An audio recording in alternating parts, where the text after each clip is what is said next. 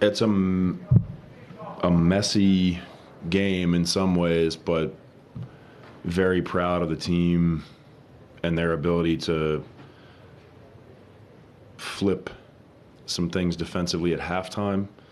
The negative is we had 20 turnovers, 17 of them are live ball. The positive is I thought that the team scrambled really well. I mean, to protect the paint the way that we did in the second half was a group effort.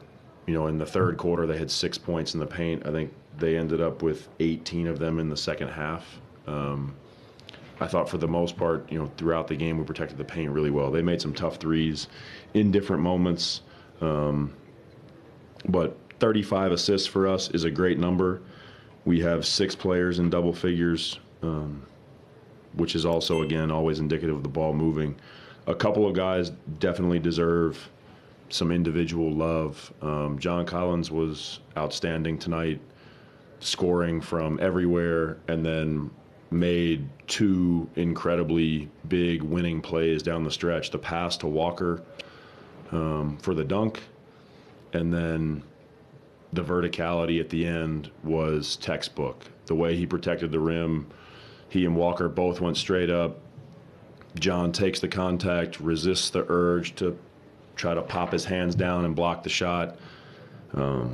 That's how you would teach verticality, that clip. And so really proud of the team. Another guy that deserves some credit, I think, you know, Isaiah with 14 assists. He and Keontae combined for 23 assists and 6 turnovers. So I always look at those two as a tandem because they're both our young decision makers. They're both in positions a lot where they're the ones making the decisions with the ball. And so I try to look at the totality of those two, and I thought they did a good job. So on a night where, you know, we play 11 guys, I thought everybody came in and gave some energy and made some plays that helped contribute to the win. Don't seem like you have to call a lot of plays for KJ to be able to be effective offensively or in the game. Is that a nice advantage to have a guy who plays hard and doesn't need the ball? Yeah, I think it's absolutely a luxury to have a player who you can move him around the court to change the spacing, and you know that based on where he is, he knows how to make those instinctual reads. It would be like a really good wide receiver or tight end who can just find that dead spot in the defense. You know, KJ is a really good cutter. He doesn't always cut full speed. Sometimes he just kind of, you know, 3/4 speed into the dead area.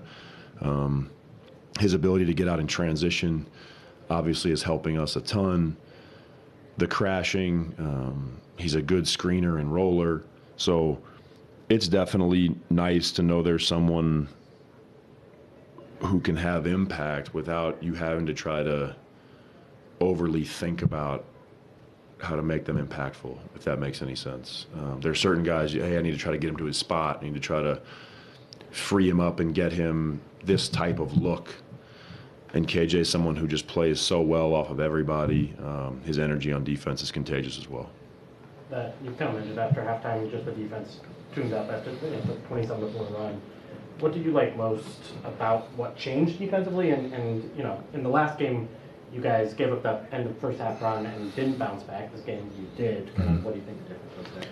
I thought the team at halftime, similar to last game, you know, they're all very, they're talking to each other. They're trying to solve the problems. They're trying to get each other going. I thought that the energy that the first group brought to the table in the third quarter is what got everybody going. You know, there's a responsibility to starting, and the responsibility is you set the emotional tone of the game. And I thought that they responded really well. I thought their communication was great. I think Walker has made a really big jump in his communication in the last 2 weeks, and that's his biggest emphasis this next pocket of games. Is the only thing I'm really evaluating him on at this point, or trying to coach him on, is his communication on defense and trying to run our defense. So I thought that his communication, I thought Colin and Isaiah's ball pressure was pretty good. And then I thought Johnny added a real level of physicality, you know, on the wing defensively, did a good job of walling up and staying in front. So it was all of those players made different plays defensively, but I thought that group set the tone, and it allowed the second group to come into an environment that felt good. You mentioned Colin. What did you think of his first game back? I think that he is exactly who we think he is. He came in, he played very hard. He sets an emotional tone for our group that's so good. Our fans feed off of it as well. Like seeing him hit that first shot of the game, you could feel everybody excited that Colin was back. It's bizarre to play him, under 18 minutes to try to help him, in this process of coming back. I know that you guys know Colin well enough to know how he feels about that. He's frustrated, but the best part about Colin is that he'll be frustrated for 5 seconds, and then he's the loudest person on the bench cheering on his teammates. He's the guy trying to pump everybody up in the timeout. Like, he's so engaged with the team at all times.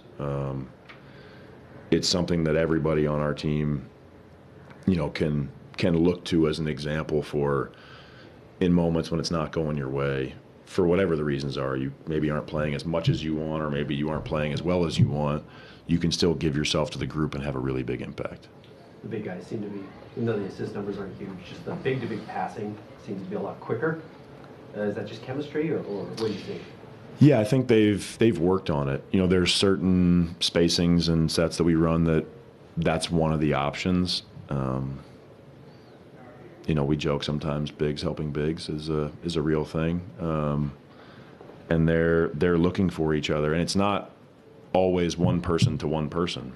I think that's the great part, is that they're all starting to see that read, and it's a real advantage for us when you have multiple bigs that can pass the ball. I think it's an area that Walker has really improved, is his passing. He doesn't always get a lot of credit for it because it doesn't always necessarily end in a converted basket. Sometimes he makes the great first pass and somebody else makes a kick out or a secondary pass after that, but it's definitely something that has been worked on. But that type of chemistry does take time, especially when it's not a focal point of our offense. Like, I think it's probably come along at the rate that I would expect, because we're not looking for it 35 times a game. It's something that doesn't happen quite as much, so I think they've done a really good job with it. Transition D-wise, you mentioned 17 turnovers, but you only gave up 7 fast break points, right? So how much has that changed from the beginning of the season, and what are you just seeing on the floor with regards to that part? Yeah, the team's attention to detail in disadvantaged transition possessions has been so much better. There are possessions that we work on, we show the team in film, and it's going, hey, I recognize that you're in a really bad spot here. It's 3-on-1. The only thing you're trying not to give up is a dunk. However that is. If you make them make 2 passes, or you make them play over the top of you and they convert, great. But in 3-on-1s or 3-on-2s, 4-on-2s, the team has done a really good job of understanding the big picture concept of, like, what is the first thing we're trying to take away.